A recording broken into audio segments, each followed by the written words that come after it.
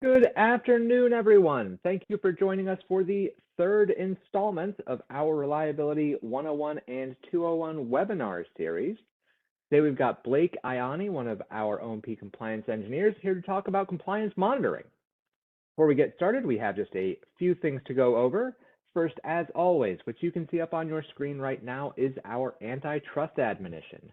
I would just like to remind our listening audience that Texas RE strictly prohibits persons participating in our activities from using their participation as a forum for engaging in practices or communications that violate antitrust laws.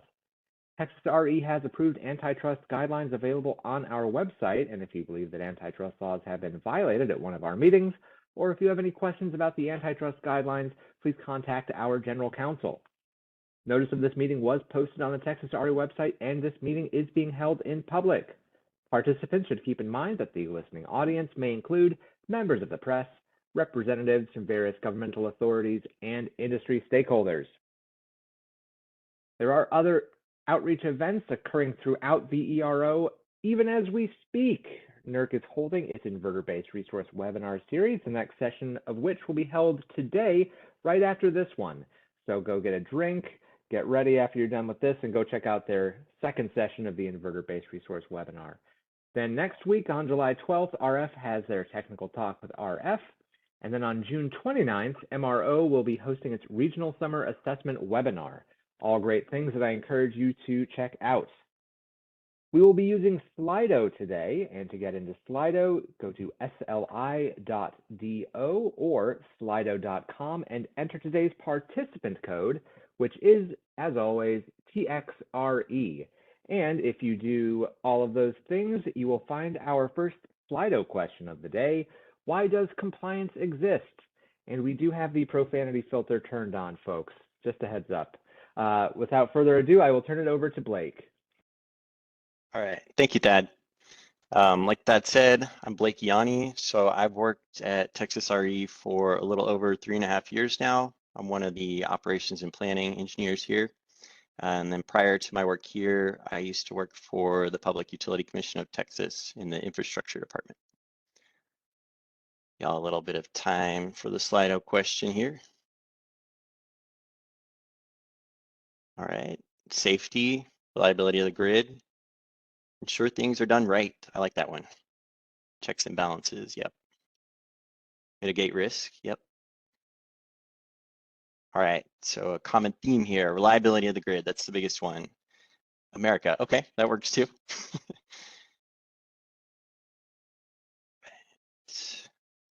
Go ahead and get started here. Okay, so the why we are here today. What does society expect from us, the industry experts, right? So ultimately, the average citizen is not thinking about the grid until something goes wrong, right? And so our collective goal as regulators and as industry experts is to avoid something going wrong, right? To ultimately keep the lights on, right? We would like to provide a highly reliable and secure bulk power system. And in compliance, we all play a critical role in that in the background. So having a really strong compliance program at the core of everything, at the core of operations, really ensures reliability for all Texans. Next slide. Okay, so the 6 regional entities right here are all under NERC. So we have ourselves, Texas Reliability Entity, we have RF, Reliability First, and WEC, the Western Electric Coordinating Council, we have MPCC, we have MRO, and then we also have CERC. And so collectively, all 6 of these organizations, the regional entities, underneath NERC, we form the ERO enterprise. And so at the center of that, as you can see, this diagram here is a highly reliable and secure bulk power system.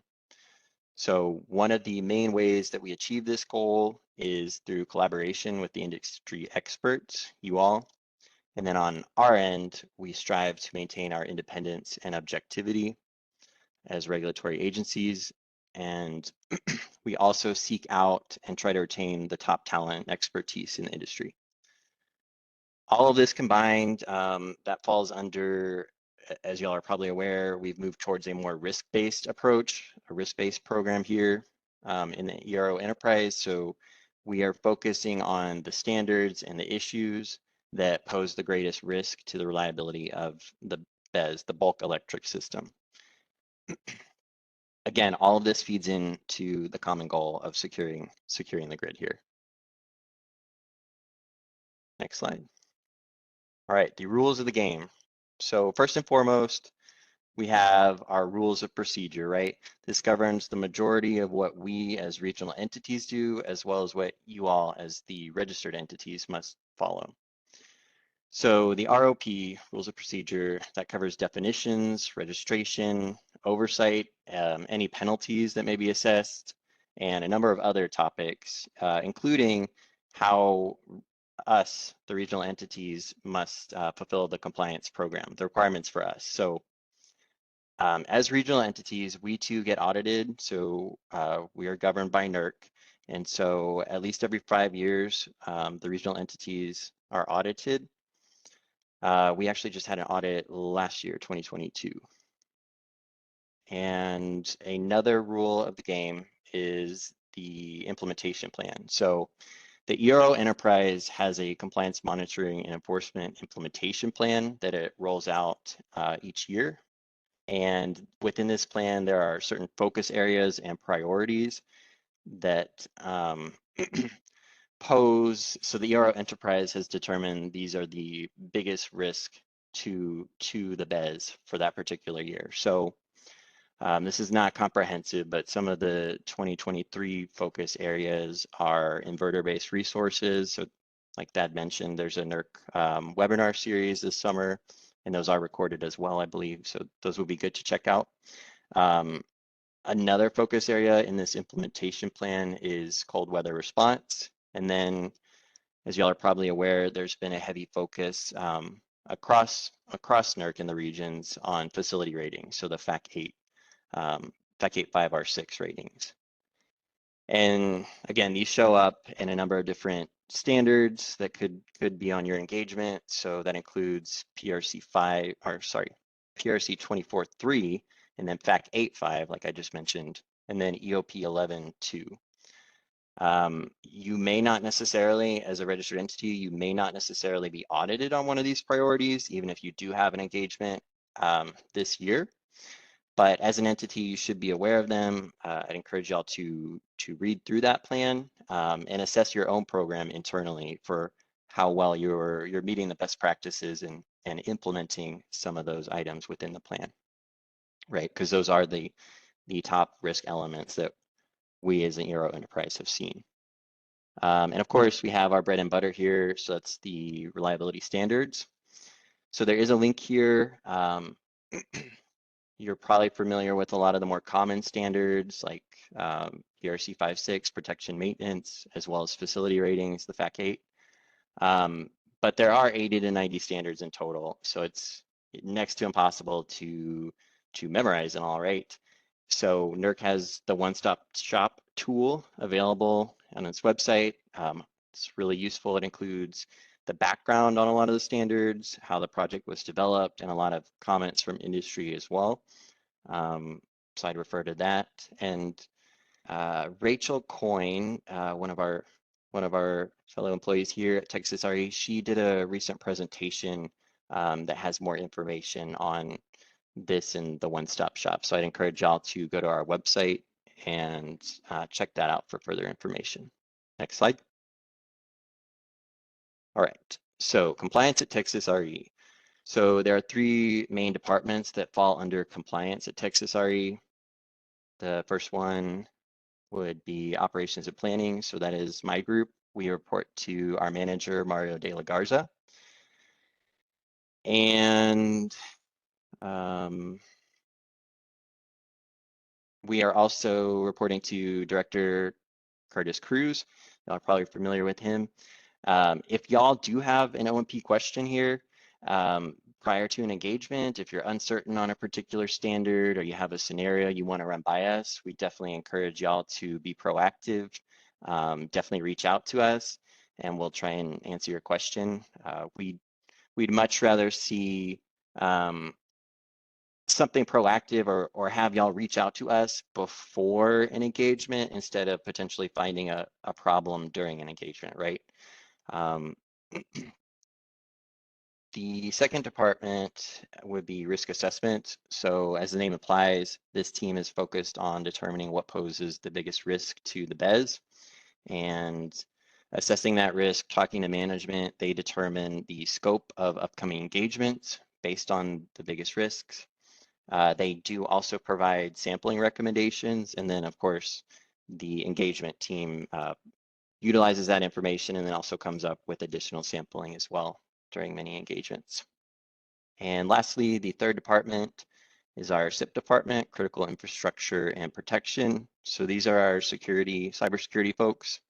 They report to Director Kenneth Carver. Also in his department are the team leads, Devin Kitchens and Paul Hobson.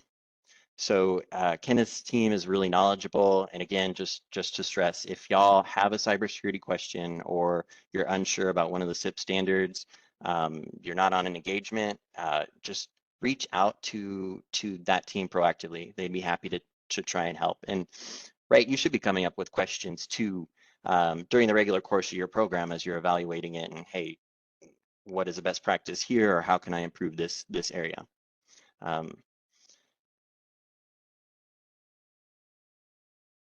Next slide, please. So we have a number of different tools for assessing compliance. What y'all are most familiar with probably is a compliance audit. So these are typically larger in scope. We also have the self-certifications. So these typically have a more focused scope. But at Texas RE, the engagement team still conducts the same due diligence and review process on a self-certification as it would for a larger audit. So we're still going to be really thorough in our review process. We're still probably going to be asking clarifying RFIs, requests for information, just to make sure we're fully understanding what's occurring with your program. We also have spot checks. So as the name implies, these have less notice to you as the entity. They typically do have a more fine-tuned scope as opposed to a full audit. Some of the implementation plan focus areas, the annual 2023 plan, some of those may show up actually on a spot check. It depends on management and risk assessment and the best approach that they've determined. Complaints and compliance investigations. So these occur less frequently. They are another tool at our disposal, though. I think there's only been a handful of these in as many years. Periodic data submittals, that's another tool at our disposal. So these are the metrics that are reported for ERCOT. And then I want to focus a little bit on the self-identification. So this is when you as an entity are analyzing your program, going through your normal operations, and you notice that you may have a potential issue. So this is when, excuse me, you may report it to our enforcement team. And so that's Katie Van Zie's team. So we'd rather see the issue being addressed, right? We'd rather y'all be proactive in this sense and identify a potential issue than wait till an engagement or kind of sweep it under the rug and say, I don't know if they'd even find that, or I don't know if that's a problem. We definitely encourage y'all to self-identify. That helps us, and that also helps you all, right? Because if it does turn into a violation, you do receive some credit there for having identified the issue and trying to work through it during that period. And I think it's a testament to you all in industry. So over half of our identified issues are actually self-identified by you all as the industry experts. So y'all are actually being really proactive. Y'all are having good internal controls that are catching issues in real time or as they occur shortly thereafter. And y'all are actually reporting them. So that's a good testament to putting reliability first, I think. So definitely that's what we prefer to see as opposed to finding a problem later on down the road. And that does help the reliability of the grid to address things as they're occurring too. All right. So all of this during all of this, it's really important to provide us with factual, objective information. So during an engagement, during a self-identification, providing quality evidence and documentation is really critical. This helps us in our compliance monitoring program in a number of different ways. So management and the audit teams are able to better determine the appropriate classification for findings, whether that's a potential non-compliance, a PNC, an area of concern, AOC, or recommendation. Having all that information is really critical there. And then, of course, the better information we have, the better we can make our program in terms of timing and scoping of future engagements for your entity. So quality of evidence is really, really important. Next slide. All right. I wanted to take a little bit of time to go over the audit process here at Texas RE. There is actually, if you're a newer entity especially, I'd encourage y'all to check out one of the upcoming presentations. So William Braun is presenting on June 27th. So you'll see the slide again. He's presenting initial engagement submissions. So that would be a good resource there. But really briefly, so if you're on an engagement with us, the first step would be a handover call with our risk assessment engineer, the audit team lead at Texas RE, and then your primary compliance contact. And then that gets the ball rolling. Shortly thereafter, there would be a audit notification letter sent to the PCC. So that's 120 days out from the tabletop review. And that would be sent through Align. We're all Align based and SEL based now. And then you as the entity in turn, once you receive that, that gets the clock ticking. And so you have a 30-day turnaround time to submit the initial evidence to the secure evidence locker. And then once we receive that evidence at Texas RE, the audit team will take that evidence, begin reviewing it, go through the standards. And as we have additional questions, we will ask RFIs, and those are also sent through Align. Typically, there's a 1-week turnaround there. And then throughout the review process, if there's something we can't clarify via RFI, or if we want a more in-depth analysis from y'all, we would have an SME call with y'all. And then this builds up to the tabletop review. So that's a week-long review internally where we're going through the evidence as a team collectively, trying to ascertain the findings as a group. And then we provide typically we provide at the end of each day if there's a potential finding or we have additional RFI during that tabletop week, we will let you all know. And then the second week, if there's an on-site portion to the audit, that would be the second week where we're on site.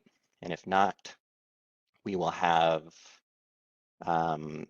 potentially additional SME interviews and then additional RFIs there as well. So if there are no findings for a particular engagement, then there will be an exit briefing after the tabletop. If there are potential findings that we've identified for certain standards, then we will hold a summary briefing with you as an entity. And then following that summary briefing, the internal meeting would then be a findings review team meeting, FRT meeting. So this is where the audit team comes together with our managers, so the compliance managers as well as the enforcement management, and we try to determine, well, management does determine whether a potential finding becomes an area of concern, potential non-compliance, or a recommendation based on the factual evidence. And the reason for this meeting primarily is because management sees everything that comes through the compliance department. And so it is to standardize, make sure we're treating all entities fairly and making the right determinations and the right calls on engagements. And following that findings review team meeting, we would have a final meeting with you all, an exit briefing after that to let you know of the disposition, and then it would be sent over to enforcement and you would begin working with them if there's PNCs. Next slide. Okay, great timing, because I just had a glass of water. All right, the So professional skepticism. So this is an auditor's questioning, evaluative approach towards evidence. So an optimist would see this glass of water, right? And they would say, this is half full. A pessimist might say, nah, this is half empty. So where we fall into this as compliance engineers, compliance analysts, is somewhere in between, right? So an engineer might say, this glass of water is twice the size it needs to be, or has a safety factor of 2. And an auditor would take it a step further and say, we must seriously consider that someone without proper rights or authorization misappropriated some of that water, if it is water. So if you've been on an engagement with us before at Texas RE, you've probably heard the audit team mention a number of times, either in RFI or during an interview, we need reasonable assurance to demonstrate that XYZ occurred, or we need reasonable assurance that the entity is compliant with a particular standard. So ultimately, this boils down to how do we know it's water, right? Next slide.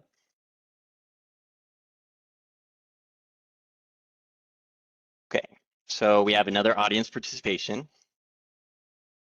Slido question. Is this glass of water A, half full, B, half empty, C, twice the size it needs to be, D, missing water due to potential misappropriation, or E, how do we know that's water? All right, a lot of people saying E, how do we know it's water? Missing due to misappropriation. That's a pretty good one too, although it does kind of have a little bit of a negative spin, but we got to be skeptical, professional skepticism. So I like those answers. Half full. All right. Yeah. Thank y'all for participating. I know it's kind of a silly example, right? But it does stress, that could be Topo Chico if that's your jam, could be Sprite. It could also be in that glass, something stronger from your liquor cabinet at home. We don't know without, further evidence. And so that's where in the auditing process, the request for additional information come in, the RFI process. Those are really critical. We're not trying to be, overly questioning or critical when we ask those RFIs. We're just trying to get that reassurance that you are compliant, right? Because we're outsiders, we're on the outside looking in. And so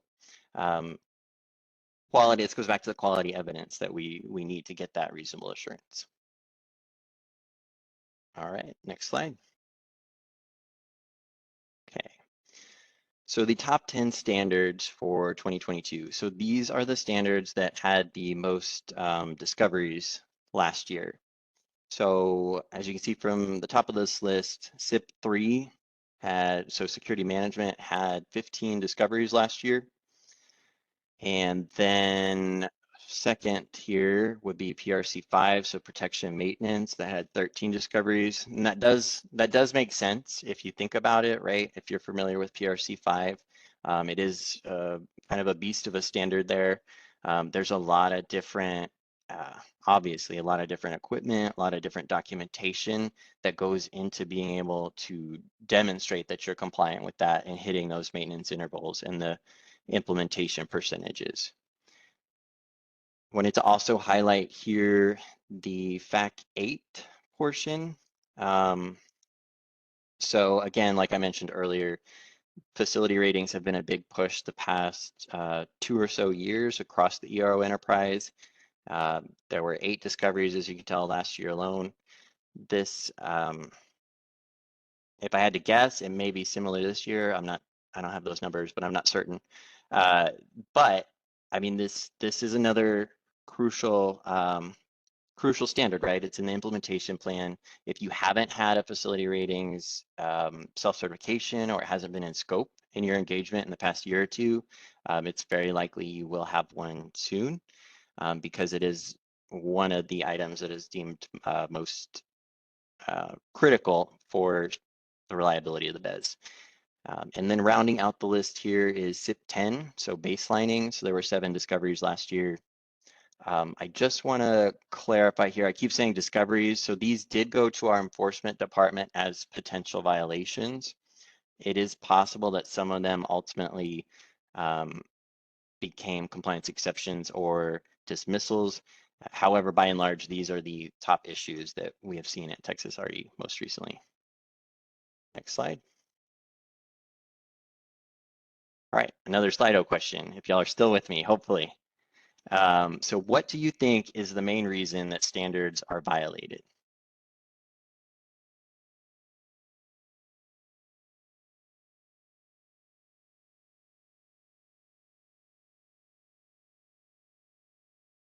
Unaware, human error, not consistently updated. Okay. Lack of internal controls, that's a good one. I like that. Too much documentation, I don't know. Yeah, less than adequate internal controls, negligence, things flying under the radar. Poor change management, that's a good one too. Yes, that kind of ties back to internal controls. Improper documentation, I like that one too, because you could internally have a great compliance program or what you think is great, and then if you don't have documentation, it's going to be an uphill battle to try and demonstrate it to us as outsiders, right? You don't know your operations till you show it to us. All right. Next slide. Lack of awareness. All right, good. Thank you. Thanks for participating there. All right, so what is a good compliance management program? How do you build that? So first and foremost, you have to think reliability and security. And then you have to identify the objectives of the program and then also identify the population. So that's gonna probably vary with each standard, right?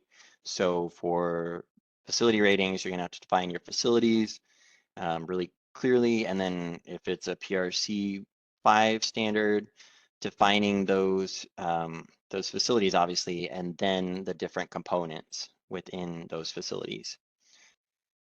You also should be monitoring performance and task completions. Like on the last slide, we were talking about internal controls, change management. So organizing your resources, that's personnel as well, right? Ideally, you would have a number of different people within your compliance program, not just one person or two people that understand what's going on, but having good change management and organizing your resources, right? If somebody retires or moves to a different company, that you seamlessly be able to move forward and grow your compliance program. And then of course, planning ahead, addressing any issues as they occur. So this all ties back to, be proactive in assessing your program. Don't wait for a particular engagement. Assess your program on an ongoing periodic basis. And then if you do see an issue or a potential issue, report that to us. Or if you're uncertain about something, or how do I maintain compliance for XYZ standard? If you're not on engagement, please reach out to us. We encourage that type of collaboration and communication. And the best programs are really relying heavily on documentation and really strong internal controls. Next slide. Okay, so the FAC 8 5 R6 presentation on an example on internal controls. So periodic walkdowns is one good example of an internal control for facility ratings. So walking down your site in the field, cross-referencing the field information with the worksheets and the one-line diagrams, that's really critical to ensure accuracy of your ratings. So as auditors, if this comes up on an audit, if this is in scope, this particular standard, we are going to be cross-referencing. We won't be walking down the field, right? But we are going to be cross-referencing what you provided in the worksheet with the nameplates along with the one line. So be proactive in assessing, don't wait till an engagement to make sure everything's correct. And then another good internal control for FAC 8 would be periodically reviewing the facility ratings methodology document for accuracy. So including within that FRM, underlying assumptions, design criteria, and then methods used in determining the equipment ratings. And I should stress here too, these internal controls are not one size fits all. So they are best practices, right? but how frequently that you're walking down your site really depends on you as an entity based on the age of your equipment and then any upgrades that you had as well. But defining kind of your own internal control and specifying that would be best practice there. Next slide. All right, so there's a number of different resources that we have for y'all. So on our Texas RE website, there is a section, I know I said it multiple times, be proactive, reach out to us if y'all have questions. We do have our contact information there for a lot of management as well. They'd be happy to field your questions. There's also a welcome packet if you're a newer entity. There's a number of different resources for you there. I wanted to mention too, our registration and certification manager is Abby Fellinger. So if you are a newer entity and you have questions, she'd be happy to help you there, and her contact info is on our website. There is a training page as well, and that contains old recordings of presentations, different materials there. There's the NSRF, which is the NERC Standards Review Forum. So that's a regional stakeholder group with a lot of good content. CIPWIG, which is ERCOT's Critical Infrastructure Protection Working Group. So this is a monthly meeting that ERCOT holds to discuss CIP topics. It's open to you all as entities, as well as individuals who are interested. Best practices are discussed for cybersecurity. I think the next meeting is August 4th. So if you're available, I would encourage y'all to check that out. Again, on our website, we have prior workshops. So we do have a spring and fall workshop, and then this current webinar is actually part of our Reliability 101 workshop that's ongoing the next several weeks. And then previously, last year, we had an extreme events resiliency workshop. So the information for those and the prior recordings are there on our website too. There's also talks with Texas RE. So those have focused info on topics like cyber threats, supply chain issues, and then the summer outlook was our most recent one, I believe. And then there's also the Texas Review, which is our newsletter at Texas RE, monthly newsletter. So this contains useful articles and tips on compliance with specific standards. And then there's also updates on current standard projects, and then any upcoming events. So outreach sessions and workshops will be listed in there as well. And before we part here, I wanted to stress that compliance, like safety, is everyone's job, right? And so having a culture of compliance is an ongoing effort. I know I probably said it too much, but really it requires being proactive. And we definitely encourage collaboration and for y'all to communicate with us, reach out to us if y'all have any concerns or need clarification. And with that, I will hand it over. Oh, there's my contact information. I will hand it back over to Thad. Thank you all for your time today. Thank you, Blake. And folks, here's our list of upcoming Reliability 101 and 201 sessions. You can see that next Tuesday on the 13th is our first 201 session of the month, and that is for CIP. I know a lot of you signed up for that already, but if you haven't, I highly encourage that you do. And with that, we will turn it over to questions. So just a reminder, folks, if you've got any questions, to go ahead and pop them into Slido. We don't have any yet, Blake, so you might be off the hook, but we'll give folks a quick minute to get those questions in. And folks, if you don't think of your questions today, but you're laying awake in bed tonight thinking, I wish I'd asked that, you can submit those to information@texasre.org, and we will get those forwarded to the appropriate subject matter experts. Blake, here we go. We've got our first question, and it's up on the screen for you, Blake.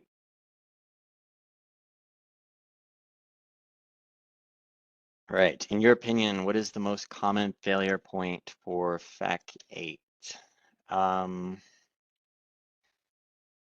I think it ties back to internal controls. So one of the common failure points is where entities are kind of not having that internal control and not having a check or running through their ratings for accuracy before an engagement. So issues come up where facility ratings can be incorrect or outdated, or they don't match the nameplate ratings within that worksheet.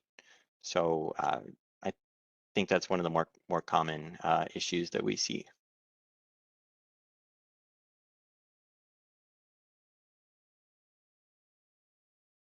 How can we better collaborate with audit team during engagements? It's a good question. I would say, so this is a little bit interesting, but I would say be transparent and clear on responses to RFIs. And then if, I know sometimes there's several RFIs that can seem like we're asking the same thing. So if there's ever an instance where you as an entity are unclear what we're asking, then I would say definitely reach out to the audit team lead there or the engagement team lead and try and get clarification, because we often will be able to schedule a call with you all as the entity and just get that auditor on the phone with your SMEs and clarify, so there's not, I guess, a run around in the RFI process where we're just kind of talking across each other and not understanding.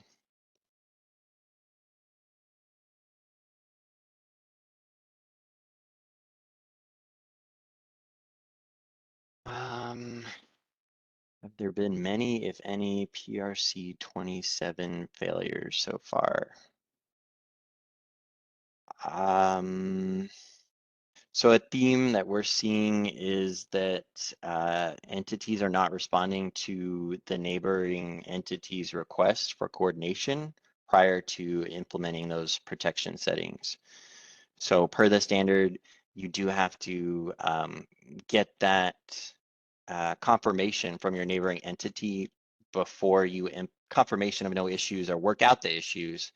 You have to get a response from the neighboring entity before you implement. And so we're seeing kind of a failure on both sides, right? So a failure to respond when you receive a request, and then a failure of, in the sense that you're not getting a response, but then if it was your protection setting that was changed, you're implementing without hearing anything back from the other entity. So that's the common issue we're seeing.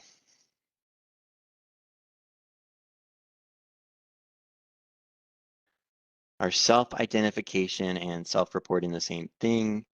They are slightly different. So self-identification, like we were talking about earlier, would be when you're not actively on an engagement, but in your regular process and operations, you're identifying an issue, and then subsequently you're notifying and identifying that with us and working with our enforcement department. The self-reporting is when you've been noticed of an engagement, you received that letter, and then you are self-reporting yourself as non-compliant for a particular standard, but that's part of an ongoing engagement. And so it is preferable to self-identify outside of engagement as you notice something, because you do receive credit in that situation. All right, do we have another question? Yes, okay. For someone who's brand new to industry, where do I start to begin implementing internal controls? So that's a good question. Should probably get familiar with the standards that are applicable to your particular organization. Read through the green book as well that's on our website, and start from there.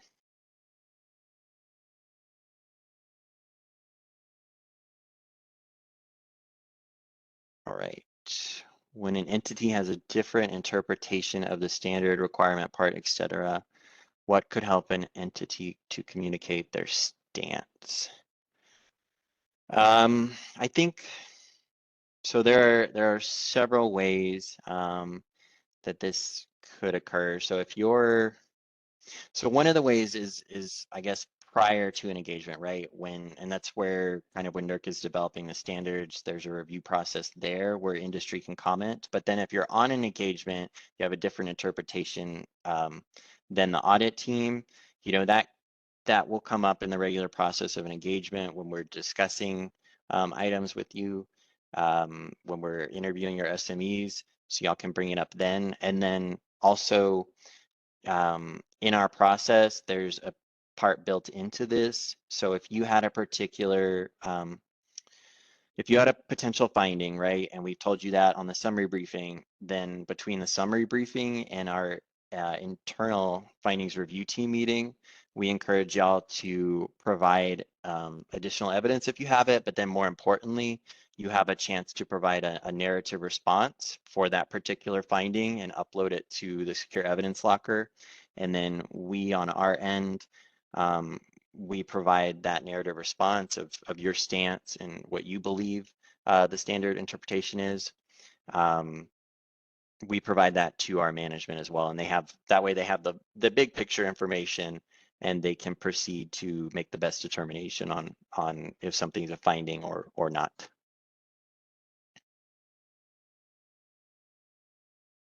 Right. If an entity has a finding during an engagement, does that mean I have a PNC? Not necessarily. It depends on kind of where we are in the review process. So like I was explaining, if you have a potential finding, that's what we as the audit team label it, a potential finding. And so those can become any number of different things. Those could become a potential noncompliance, a PNC. They could also become an area of concern, a recommendation, or they could become no finding, no issue. So that's why we have the findings review team meeting, is to take those potential findings that we've informed you of, take those internally and review them with our management, and then management then determines the final disposition of that potential finding. So that's when it would become, if it was a PNC, it would become a PNC. And then from there, it doesn't necessarily mean violation. It goes to our enforcement department, and then they will work with you all there.